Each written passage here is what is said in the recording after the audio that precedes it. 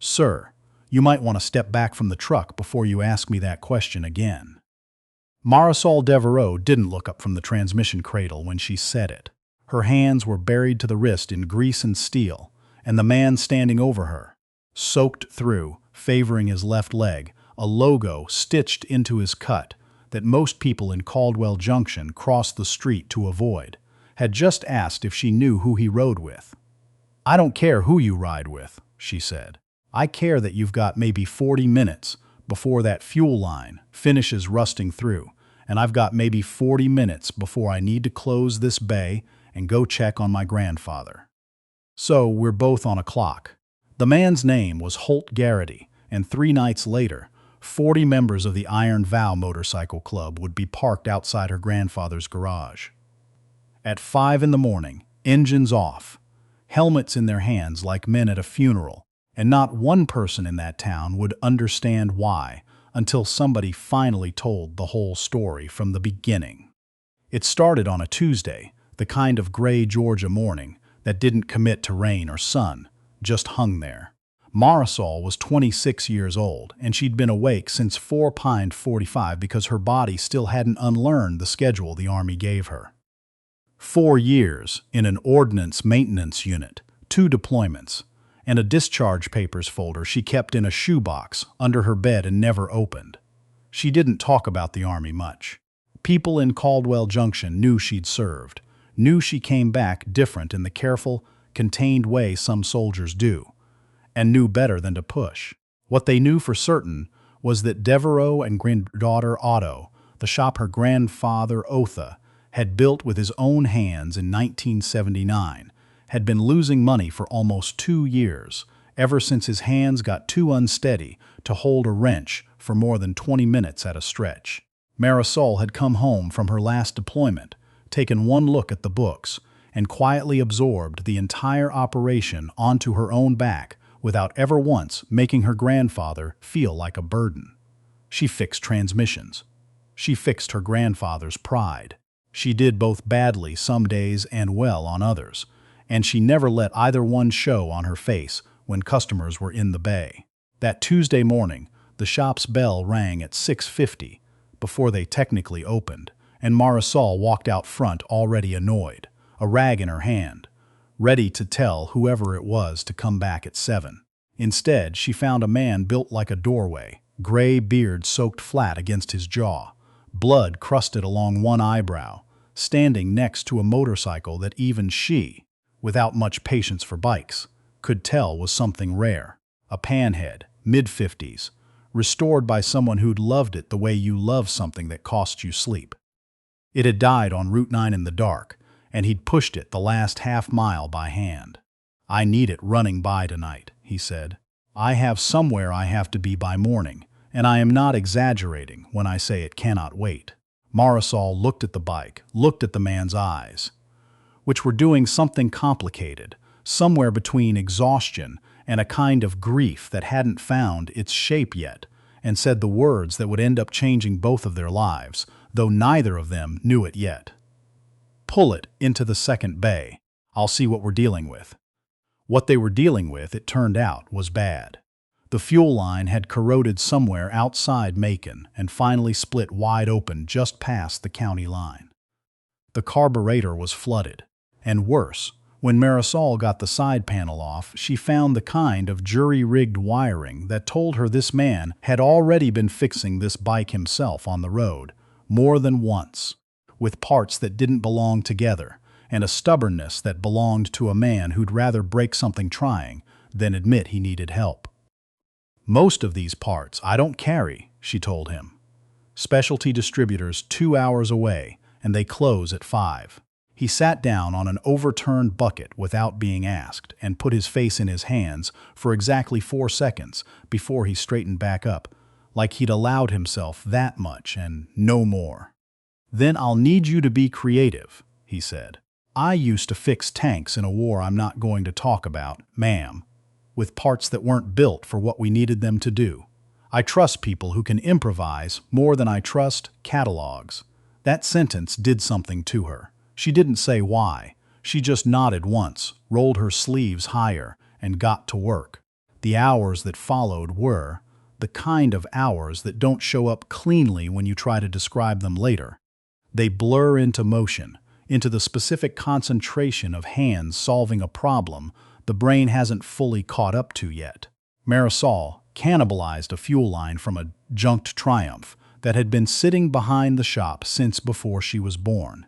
She rebuilt the carburetor twice because the first attempt didn't sit right with her, and she had learned, in places far from Caldwell Junction, that good enough got people killed.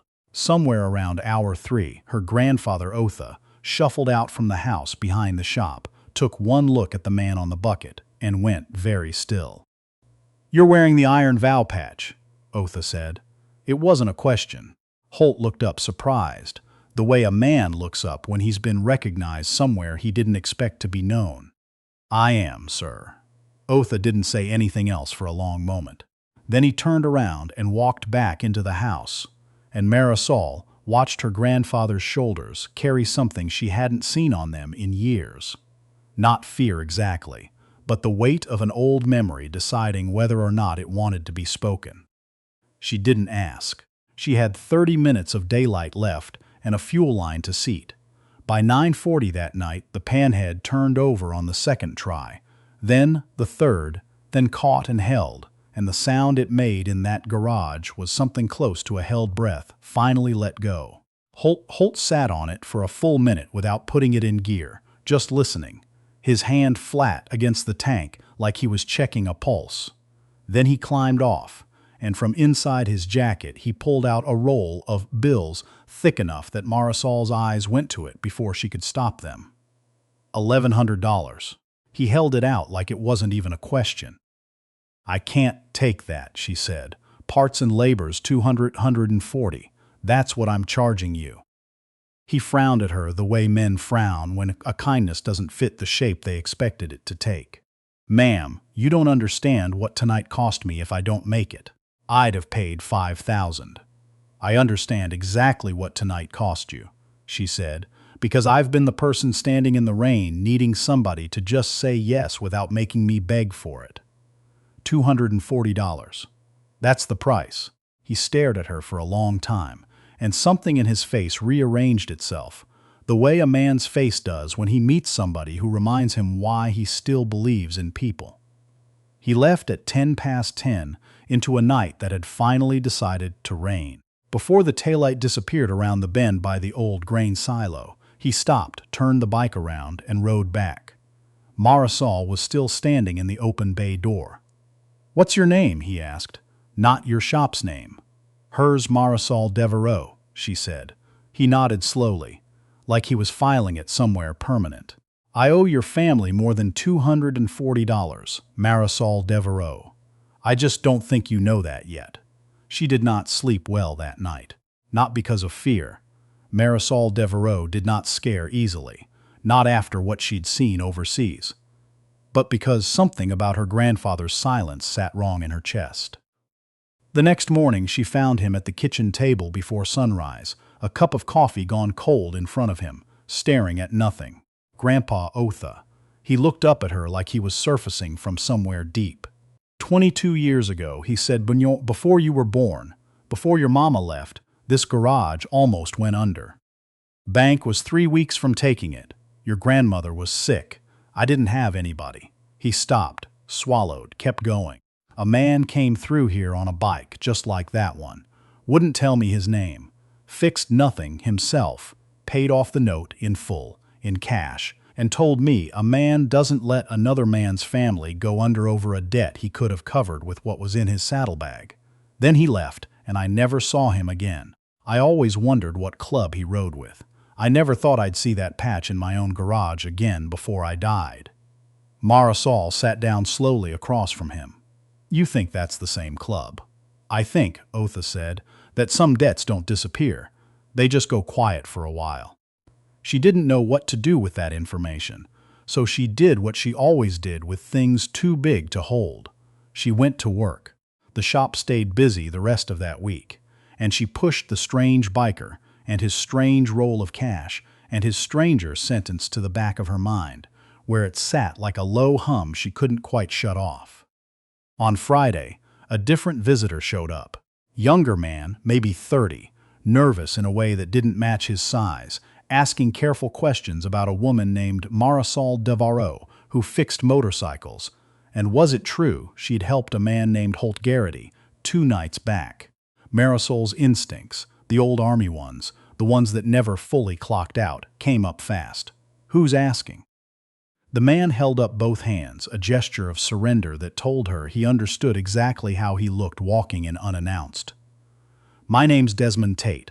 I'm not here to cause trouble, ma'am.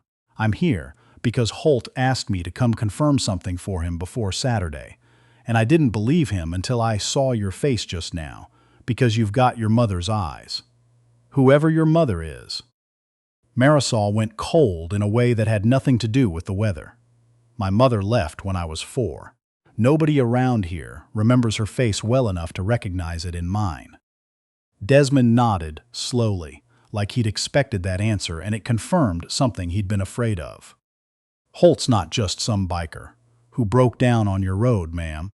22 years ago, a woman saved his life on a stretch of highway outside Macon. Pulled him out of a wreck that should have killed him, drove him to the hospital herself, never gave her name, never asked for anything. He spent 20 years trying to find her to thank her properly. He found out 3 weeks ago that she passed. He found out 4 days ago, going through what she left behind, that she had a granddaughter running a garage in Caldwell Junction. He didn't break down on your road by accident, Ms. Devereaux. He broke down on purpose to see if the stories about your family were true before he said a word. The floor of Marisol's understanding shifted under her. My mother. He came here because of my mother. Desmond's face softened. He came here to see if the granddaughter of the woman who saved his life was even half the person she was. And ma'am, he said, after watching you work for 6 hours straight without once asking what was in it for you. I think he got his answer. Saturday morning came in gray, and still, the kind of stillness that precedes something. Marisol was up at 5 without an alarm, the old instinct again, and she stepped out onto the gravel lot of her grandfather's garage to find 40 motorcycles parked in 3 neat rows, engines silent, riders standing beside them with their helmets held against their chests, like men standing for a flag they hadn't expected to salute that day. Holt Garrity stood at the front, and beside him stood an older woman Marisol didn't recognize, gray-haired, dignified, holding something wrapped in a cloth. Otha came out onto the porch behind her, leaning on his cane, and went very still again, the way he had the first night. Holt stepped forward. Miss Devereaux, 22 years ago, a woman I never got the chance to thank, pulled me out of a burning vehicle and saved my life, and then disappeared before I could even learn her name. I spent decades trying to find her so I could pay that debt. I found out I was too late. So I came here instead, to the only family she had left, not to repay a debt with money, because I already learned this week that you don't operate that way, but to make sure you knew what kind of woman raised the family that raised you. The older woman stepped forward and unwrapped the cloth. Inside was a faded photograph, a woman in her 30s, standing beside a wrecked car, and a young man who could only have been Holt at 25. Both of them laughing, despite the wreckage behind them. This was taken the week after, the woman said. He kept it in his vest for 22 years. We didn't know her name until 3 weeks ago. Renata. Your mother's name was Renata. Marisol's legs nearly went out from under her. 40 years of careful, contained composure, built in a desert, reinforced in a garage, maintained through every hard year of her life, came apart on a gravel lot in front of 40 strangers on motorcycles, and she did not try to stop it. Your grandfather's debt got paid 22 years ago by a woman none of us knew the name of until 3 weeks back, Holt said, his voice steady but rough at the edges. Your family's debt to us got paid 4 nights ago by you, fixing my bike without once asking who I was or what I could give you. The interest, Miss Devereaux, is on us. And then he gestured, and one by one, the 40 riders behind him began walking toward the garage. Not to take anything, but carrying tool chests, parts crates, a trailer with a half-restored 74 Triumph hitched behind one of the trucks that had followed them in. "We heard your shop's behind on its bills," he said. "We heard your grandfather's hands don't work the way they used to. We're not leaving until that's fixed." All of it. Otha Devereaux stood on his porch and wept without shame, the cane forgotten in his hand, and Marisol crossed the gravel lot and put her arms around a man she'd known for exactly 4 days. Because some debts, it turned out, really did just go quiet for a while, waiting for the right morning to finally speak. By noon, the shop's books were settled, every overdue invoice paid in full by men who refused to leave a name on the receipt, the same way a woman named Renata Devereaux had refused to leave hers 22 years before. By evening, the Bay held a half-finished Triumph that Marisol would spend the next 6 months restoring with a man who called her every week just to talk, not because he needed anything, but because he'd finally found a way to keep a promise to a woman who never asked to be thanked. Caldwell Junction never did stop talking about the Saturday 40 bikers showed up at dawn. But the only part of the story Marisol Devereaux ever told twice was the smallest one, that some kindness doesn't end when the person who gave it does. It just waits quietly for someone else to be standing in the right doorway when it finally comes due.